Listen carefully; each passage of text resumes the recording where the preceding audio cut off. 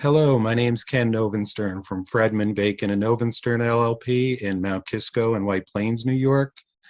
And I happen to have 5 cases right now which involve supervised access. So I'd like to talk a little bit about that. 2 of the cases are in Putnam County, 2 of the cases are in Westchester County, 1 of the cases is in New York County. And supervised access comes about for a variety of reasons, but you can really distill it down to situations where someone either has very poor judgment or has exercised very poor judgment as it relates to the children, where people use drugs or alcohol, and again, relating to the safety of the children. And also in some situations where there are allegations of domestic violence or domestic abuse.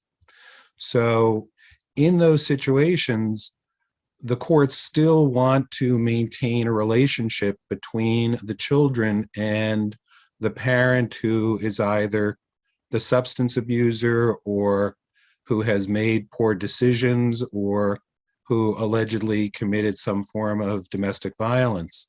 So one way to do that is to provide for supervised access or therapeutic supervised access.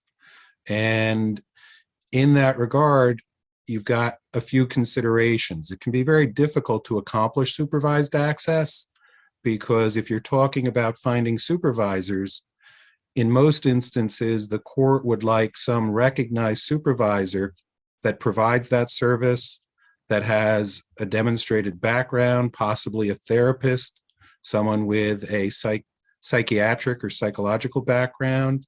And there's also the cost associated with that.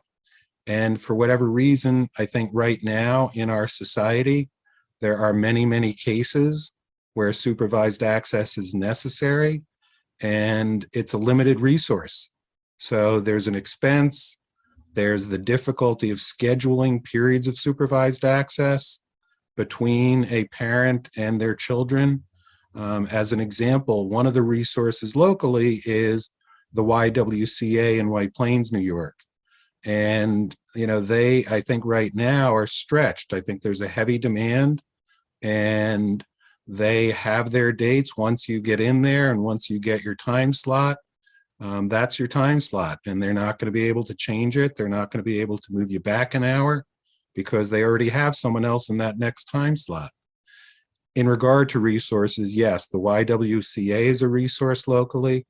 There's also an organization called Supervised Visitation Experts, SVE, locally. And what I am also seeing is therapists who are acting as supervisors. And in each of those instances, there's the expectation that the supervisor will prepare a report so that a report can be provided to the court and the court can get a better sense of what's going on in terms of how the children relate to that parent, how that parent is acting during the supervised period, those kinds of things. So supervised access is hopefully a short-term process. Hopefully the parent who has that access will graduate to unsupervised or regular access quickly, but it's an important topic and something to be aware of. If you have any questions, please feel free to contact me. Take care.